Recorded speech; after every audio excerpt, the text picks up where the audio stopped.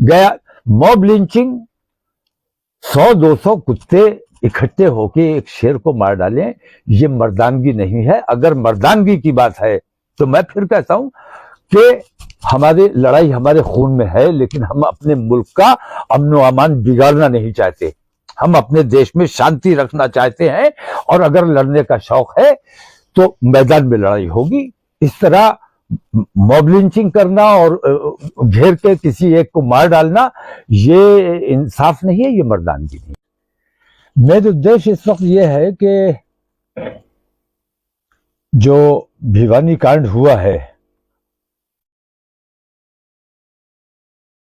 उसको लेकर मुल्क में जो माहौल बना हुआ है, और कल फिर एक और कांड गया में हो गया, बिहार में, जिसमें चोरी के शक में 3 नौजवानों को पकड़कर बुरी तरह से मारा पीटा गया, जिसमें से एक मौके पर ही मर गया और 2 तकरीबन मरनासन हैं, बचने की उम्मीद कम है उनकी। तो हालात इस किस्म के हैं कि देश में कानून का राज रहेगा या लाठी का राज रहेगा। अगर लाठी का राज देश में रहना है तो लाठी अल्हम्दुलिल्लाह हमारी भी कमजोर नहीं है। अगर हुकूमत ऐसे आतंकवादियों पर अंकुश नहीं लगाती है और इस तरफ तवज्जो नहीं देती है, जैसा कि देखा गया कि मोनू मानेसर को बचाने की भरपूर कोशिश की जा रही है, जिस पर इल्जाम है इन्वेस्टिगेशन होगी, कोर्ट उसे बरी करेगा, मुजरिम है सजा पाएगा। लेकिन इस किस्म की जो कोशिशें हैं, मुजरिमों को बचाने की जो कोशिशें हैं, ये बहुत दुर्भाग्यपूर्ण है। मैं पहले भी एक बार कह चुका हूं, अभी फिर कहता हूं कि माननीय नरेंद्र मोदी जी को धृतराष्ट्र की भूमिका से बाहर आना चाहिए और उन तमाम दुर्योधनों और दुशासनों पर अंकुश लगाना चाहिए, उन पर सख्ती करनी चाहिए। उन पर जब तक सख्ती नहीं होगी, क्योंकि ऐसे दुर्योधन और दुशासन हर जिले में गली गली घूम रहे हैं। एक द्रौपदी का चीरहरण करने की कोशिश की थी, साड़ी खींचने की कोशिश की थी, लेकिन आज के दुशासन गली गली मौजूद हैं जो हमारी बेटियों की नकाब खींचने की कोशिश कर रहे हैं और हुकूमत उनकी सरपरस्ती कर रही है। हमारे नौजवानों को कत्ल किया जा रहा है, गली गली दुर्योधन घूम रहे हैं और हुकूमत उनकी सरपरस्ती कर रही है। भिवानी हादसे के बारे में तो मैं ये कहूंगा कि आपको याद होगा कन्हैया लाल की हत्या हुई। कन्हैया लाल की हत्या जिन 2 मुसलमानों ने की, बाद में यह साबित भी हो गया कि वो भारतीय जनता पार्टी से जुड़े हुए लोग थे। लेकिन इसके बावजूद मैं ये कहता हूं कि वो भारतीय जनता पार्टी से जुड़े हुए थे या नहीं थे, लेकिन मुसलमान थे। मुसलमान की हैसियत से उनकी पहचान हुई।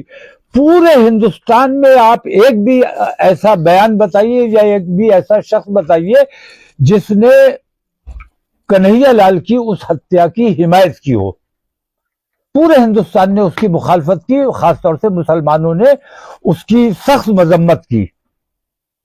आज मैं देख रहा हूं कि भिवानी हत्याकांड के जो आरोपी हैं उनकी हिमायत में जलसे किए जा रहे हैं, सभाएं की जा रही हैं, धरने दिए जा रहे हैं और इस हद तक बढ़ चढ़कर हिस्सा लिया जा रहा है कि पुलिस की भी टांगे तोड़ देने की हद तक बात पहुंची है। तो हुकूमत को यह गौर करना है कि ये जिनके दिलो दिमाग में हुकूमत ने अपनी हुकूमत साजी के लिए जो जहर भरा था, ये आज उनके कंट्रोल में नहीं रहे हैं। मैं ये महसूस करता हूं। हुकूमत यकीनन ये चाहती होगी कि इस किस्म के मामलात ना हो, लेकिन ये जहर भरे हुए लोग उनके कंट्रोल से बाहर हैं। वाहिद रास्ता मैं ये समझता हूं कि इस वक्त यही है कि जिन लोगों ने उन आतंकवादियों के हिमायत में सभाएं की हैं, धरने लगाए हैं और पुलिस को चैलेंज किया है। पुलिस को चैलेंज किया जाता है अगर बिहार में, पंजाब में, तो सारा मीडिया चीखने चिल्लाने लगता है, लेकिन पुलिस को जब चैलेंज किया जाता है हरियाणा में और राजस्थान में तो खामोश मीडिया। ये अन्याय है। इस वक्त मैं समझता हूं कि हुकूमत के पास वाहिद रास्ता है, सख्ती का फैसला लेना चाहिए। और नरेंद्र मोदी जी से मैं ये उम्मीद करता हूं कि उन्होंने हमेशा सख्त फैसले लिए हैं।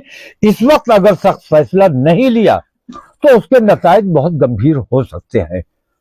हुकूमत को फैसला लेना चाहिए कि विश्व हिंदू परिषद और बजरंग दल, इन दोनों आतंकवादी जमातों पर फौरन वैसा ही प्रतिबंध लगाना चाहिए जैसा पीएफआई पे या सीमी पे लगाया गया था। अगर सख्त फैसले नहीं किए जाएंगे तो उसके नतायज खराब हो सकते हैं और धृतराष्ट्र बने बैठे रहे तो मुझे अंदेशा है कि ये दुर्योधन एक और हमारे देश में महाभारत कराने में कामयाब हो जाएंगे, जो हमारे देश के लिए बेहतर नहीं होगा। हम कब तक सब्र करें? हमारे सब्र का इम्तिहान हुकूमत ने बहुत ले लिया है। अब हम हुकूमत को समय देते हैं कि अगर उन्होंने 15 दिन के अंदर हमारी इस मांग पर कोई नोटिस नहीं लिया, कोई हमें जवाब नहीं दिया, कोई उनका फैसला हमारे सामने नहीं आया, तो हम मजबूर होंगे पार्लियामेंट का घेराव करने के लिए। और इंशाल्लाह बरेली से नहीं बल्कि पूरे हिंदुस्तान के मुसलमानों से आह्वान कर रहा हूं मैं कि 15 दिन के बाद इंशाल्लाह हम लोग दिल्ली में, सारे हिंदुस्तान के मुसलमान 15 दिन के बाद, डेट अभी मैं फाइनल करूंगा। आज मैं सिर्फ इतना कहना चाहता हूं कि जिन लोगों ने उनकी हिमायत में सभाएं की है उनके खिलाफ कार्रवाई की जाए। हत्या हो जाना, इतना गुस्से में हत्या हो गई, गाय का इल्जाम लगा के हत्या कर दी, झूठ बोलकर हत्या कर दी। हत्या को मैं इतना गंभीर नहीं मान रहा हूं। गंभीर बात यह है कि हत्यारों के हिमायत में जो जलसे किए जा रहे हैं, ये बहुत गंभीर बात है। इससे माहौल ये बन रहा है कि आप किसी की हत्या कर दीजिए, कत्ल कर दीजिए, कानून अपने हाथ में ले लीजिए और आपको आपकी कौम जो है वो हीरो बना देगी। उसको नायक की, हिंदू नायक उसे बताया जा रहा है जो हत्यारा है। तो ये बातें बहुत गंभीर है। इन गंभीर बातों पर हुकूमत को संज्ञान लेना चाहिए और इस सिलसिले में कार्रवाई फौरन करनी चाहिए। मौलाना साहब, जो बागेश्वर धाम के बाबा हैं धीरेन्द्र शास्त्री जी, वो भी लगातार हिंदुत्व की बात कर रहे हैं। वो नहीं, हिंदुत्व की बात अच्छी बात है, हिंदुत्व की बात कीजिए। हिंदू राष्ट्र होने की बात, हिंदू राष्ट्र तो किसी के बाप की ताकत नहीं है कि बना सके, कोई नहीं बना सकता। हिंदू राष्ट्र का सवाल नहीं है, हिंदू राष्ट्र तो है। जब आरएसएस प्रमुख ये कहते हैं कि डीएनए एक है, सब हिंदुस्तानी है, हिंदू राष्ट्र का मतलब यह है कि हिंदुस्तानी राष्ट्र, या हिंदू राष्ट्र का मतलब यह है कि तिलकधारी हिंदू, चुटिया वाले हिंदू। धर्म हिंदू है या हम हिंदुस्तानी की हैसियत से हिंदू है? हिंदू राष्ट्र है। और इस किस्म की जो बातें करते हैं, मैं ये समझता हूं कि उनके ऊपर अगर देशद्रोह की कार्रवाई नहीं की जा रही है तो ये हुकूमत अपने पैर पर कुल्हाड़ी मारने का काम कर रही है। आने वाला वक्त इतिहास इन्हें कभी माफ नहीं करेगा अगर इन्होंने संज्ञान नहीं लिया। मैं फिर एक बार चेतावनी देता हूं, खुलकर चेतावनी देता हूं कि अगर इन दुशासनों और दुर्योधनों पर अंकुश नहीं लगाया गया, इन पर पाबंदी नहीं लगाई गई, तो मुझे अंदेशा है कि मेरे मुल्क में एक और महाभारत हो सकता है। उस महाभारत से हम अपने देश को बचाना चाहते हैं, इसलिए आप लोगों के जरिए हम हुकूमत तक अपनी ये बात पहुंचाना चाहते हैं। कौन है वो लोग? कौन लोग हैं? सामने हैं आपके, सारे आपके सामने हैं, सारे रावण, सारे दुर्योधन, सारे दुशासन आपके सामने है। और आप मुसलसल ये देख रहे हैं कि ये सारी बेईमानियां उनकी सरपरस्ती में हो रही है और वो आंखें मूंदे बैठे हुए हैं, सब कुछ देख रहे हैं और कोई कार्रवाई नहीं कर रहे हैं। ये बहुत बड़ा अन्याय देश के साथ हो रहा है, इस पर फौरन सख्ती से अमल किया जाना चाहिए। अगर देश में अमन अमान चाहते हो, शांति चाहते हो, भाईचारा चाहते हो, हिंदू मुस्लिम एकता चाहते हो, और अगर मुसलमान से इतनी ही नफरत है तो 100 कुत्ते मिलकर शेर का शिकार मत करो, आओ आमने सामने मुकाबला होगा। अगर हिंदू इतनी ही मुसलमानों से, लेकिन मैं ये देखता हूं कि महाभारत में भी मैंने देखा कि कुछ के अलावा बाकी सारे लोग जो थे वो अच्छे थे, वो चाहते थे कि ना हो ये सब जो हो रहा है, जो बेईमानी हो रही है ये ना हो, लेकिन वो कहीं ना कहीं मजबूर हो गए। तो आज भी मैं देख रहा हूं कि लोग मजबूर हैं, डरे हुए हैं, खौफजदा है। उनका डर निकालने के लिए ये जरूरी है कि सेकुलरिज्म में जो यकीन रखते हैं, अपने मुल्क के संविधान में जो यकीन रखते हैं, वो तमाम लोग कल जब हम पार्लियामेंट का घेराव करने के लिए निकलेंगे तो मुझे यकीन है कि सेकुलरिज्म में यकीन रखने वाले और अपने संविधान में यकीन रखने वाले तमाम लोग हमारे साथ होंगे। पीएम के लिए क्या मशवरा देंगे, क्या करना चाहिए? पीएम साहब को फौरन सख्त फैसला लेना चाहिए और विश्व हिंदू परिषद और बजरंग दल पर तत्काल प्रतिबंध लगाना बेहद जरूरी हो चुका है। क्या बागेश्वर बाबा के लिए अल्टीमेटम दे रहे हैं? नहीं, बागेश्वर बाबा, मैं किसी के लिए कुछ नहीं कर रहा हूं, मैं हुकूमत के लिए बात कर रहा हूं। बागेश्वर बाबा अपने धार्मिक आदमी है, धर्म की बात कर रहे हैं, बहुत अच्छी बात है, उन्हें धर्म की बात करनी चाहिए। और रहा सवाल हिंदू राष्ट्र बनाने का, तो हिंदू राष्ट्र तो है। अगर जिस तरह आरएसएस वाले कहते हैं कि सब हिंदू हैं, तो सारों को हिंदू आप मान के चल रहे हो, तो हिंदू राष्ट्र तो है। आप लोग अपनी राजनीति चमकाने के लिए और अपने आप को चर्चा का विषय बनाने के लिए इस किस्म की बातें उठाते हो। और इन लोगों को यह महसूस हो गया है कि जितना मुसलमानों के खिलाफ बोलोगे, जितना मुसलमानों को सताओगे, उतना ही तुम्हें प्रचार मिलेगा। तो ये झूठा प्रचार हासिल करने के लिए इस किस्म के बयानात आते हैं। इन बयानात की कोई अहमियत नहीं है। असल बात यह है कि ऐसे आतंकवादी संगठन जो हिंदुस्तान में अफरा तफरी का माहौल बना रहे हैं, तत्काल प्रभाव से उन पर पाबंदी लगाई जानी बेहद जरूरी है। चलिए, बहुत शुक्रिया। अगर मॉब लिंचिंग की बात करें तो ये भी अगर एक तरह की मॉब लिंचिंग है, बहुत अस्तर मान करके इस तरह से हत्या हो जाती है।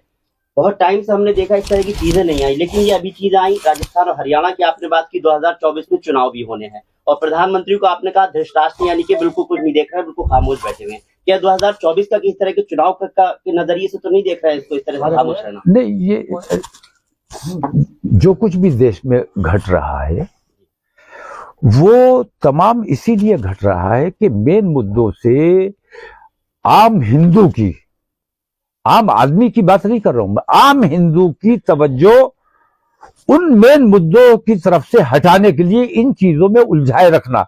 और मीडिया में आप देखिए, मीडिया कहीं कोई मेन मुद्दे नहीं उठा रहा है, वो सारा यही चीजें रात दिन यही चल रहा है। अभी भिवानी हो गया, अब गया हो गया, अब 3-4 दिन गया पे यही बहस चलेगी। गया मॉब लिंचिंग, 100-200 कुत्ते इकट्ठे होके एक शेर को मार डालें, ये मर्दानगी नहीं है। अगर मर्दानगी की बात है तो मैं फिर कहता हूं कि हमारी लड़ाई हमारे खून में है, लेकिन हम अपने मुल्क का अमन व अमान बिगाड़ना नहीं चाहते। हम अपने देश में शांति रखना चाहते हैं, और अगर लड़ने का शौक है तो मैदान में लड़ाई होगी। इस तरह मॉब लिंचिंग करना और घेर के किसी एक को मार डालना, ये इंसाफ नहीं है, ये मर्दानगी नहीं है। सौरभ भास्कर को किस तरह से मुबारकबाद देंगे, बरेली की बहू बनी? मैं बिल्कुल सौरभ भास्कर को कोई मुबारकबाद नहीं दूंगा, बल्कि जो उसके साथ शादी, मैंने हमेशा ये बात कही है, बहुत से मुसलमान लड़के हिंदू लड़कियां लेकर आए, मैंने सख्त मजम्मत की कि अगर तुम बाहर की लड़कियां लाओगे तो तुम्हारी अपनी लड़कियां कहां जाएंगी। और मैं आज उन हिंदूवादी संगठनों से भी कहता हूं जो अपने आप को हिंदुओं का हिमायती बताते हैं और हिंदुओं की हिमायत की बात करते हैं, तकरीबन 10 लाख मुस्लिम लड़कियों को बहकाकर हिंदू बना लिया गया, हिंदू लड़कों से शादियां करवा दी गई। मैं ये पूछता हूं, जब 10 लाख मुसलमान लड़कियां हिंदू समाज में चली गई, हिंदू लड़कों से शादियां कर ली, तो कम से कम 10 लाख हिंदू लड़कियों का नुकसान हुआ कि नहीं हुआ? हिंदू समाज को यह सोचना चाहिए कि ये हिंदुओं के हितैषी है, ये मुसलमानों के विरोधी है। अच्छा और बुरा समझना हर समाज की अपनी जिम्मेदारी है। समाज को खुद इस बात पे गौर करना चाहिए कि ये नौजवान जो दूसरे बिरादरी के दूसरे मजहब की लड़कियां लेकर आ रहे हैं, ये अपने मजहब की लड़कियों का नुकसान कर रहे हैं कि नहीं कर रहे हैं। ठीक है, ठीक है, ओके, थैंक यू।